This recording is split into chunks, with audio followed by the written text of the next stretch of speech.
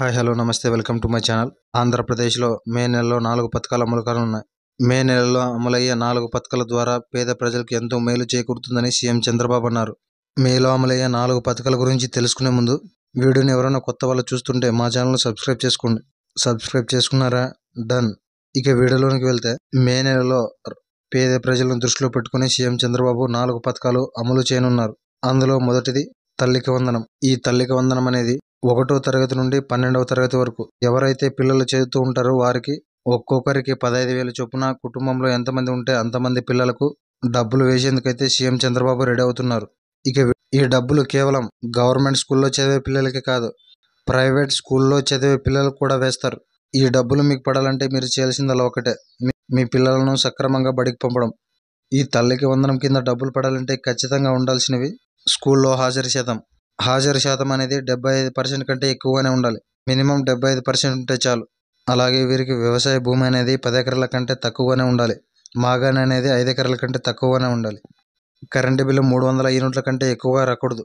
మీ కుటుంబంలో ఎవరు కూడా 4 వీలర్స్ బండి కలిగి ఉండకూడదు. ఇవన్నీ మీకు కరెక్ట్గా ఉంటే మీకు మే నెలలో తల్లికి వందనం కింద మీ రేషన్ కార్డులో ఎంతమంది పిల్లలు చదువుతున్నా వారందరికీ 15,000 చొప్పున తల్లి అకౌంట్లో జమ చేస్తారు.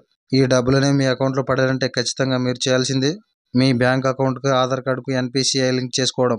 ప్రభుత్వం తల్లికి వందనం డబ్బులు విడుదల చేసినా కూడా మీ అకౌంట్లో క్రెడిట్ కాలేదంటే ఖచ్చితంగా మీరు ఎన్పిసిఐ లింక్ చేసి ఉండరు. దీనివల్ల కూడా మీ అకౌంట్లో ఈ డబ్బులు అనేవి జమ కావు. కాబట్టి ప్రతి ఒక్కరూ ఎన్పిసిఐ లింక్ చేయించుకోండి. రెండో పథకం అన్నదాత సుఖీభవ.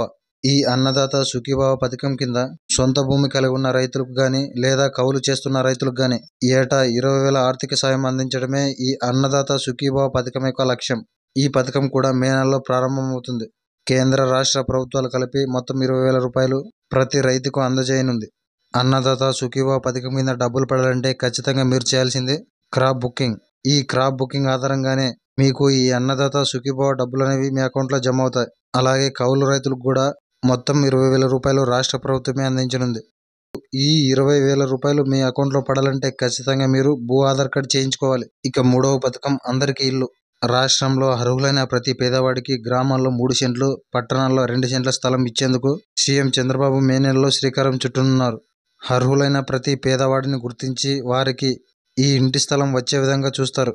ఆ ఇంటి స్థలం అనేది ఆ ఇంటి ఆడవారి పేరు మీద వస్తుంది. ఇంటి స్థలం ఇచ్చిన తర్వాత వారు 2 సంవత్సరాలలోపు ఇల్లు కట్టుకోవాలి. లేదంటే మీకు ఇంటి స్థలం రద్దవుతుంది. అలాగే ఈ ఇంటి స్థలం మీద మీకు పూర్తి బాధ్యతలు 10 సంవత్సరాలు దాటిన తర్వాతే ఉంటాయి. అంటే ఈ ఇంటి స్థలం మీరు అమ్ముకోవడానికైనా ఇంకా ఏమైనా చేసుకోవడానికైనా 10 సంవత్సరాలు దాటిన తర్వాతే మీకు అర్హత అనేది ఉంటుంది. ఇక 4వ పథకం కొత్త రేషన్ కార్డులు. రాష్ట్రంలో 2 సంవత్సరాల నుండి కొత్త రేషన్ కార్డుల కోసం అయితే చాలామంది ఎదురు చూస్తున్నారు. రేషన్ కార్డులే అన్ని పథకాలకు ఆధారం కాబట్టి కొత్త రేషన్ కార్డులు పెట్టుకోవడానికి ప్రభుత్వం ఎప్పుడెప్పుడు గ్రీన్ సిగ్నల్ ఇస్తుందని ఎదురు చూస్తున్నారు. ఈ కొత్త రేషన్ కార్డులు పెట్టుకోవడానికి కూడా మే నెలలో ప్రభుత్వం అవకాశం కల్పించనుంది.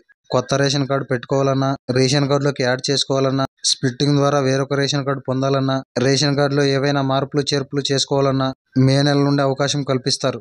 ప్రస్తుతం ఇప్పుడైతే రేషన్ కార్డుల ఈకేవైసీ అనేది సచివాలయంలో లేదా రేషన్ డీలర్ షాప్లో జరుగుతుంది.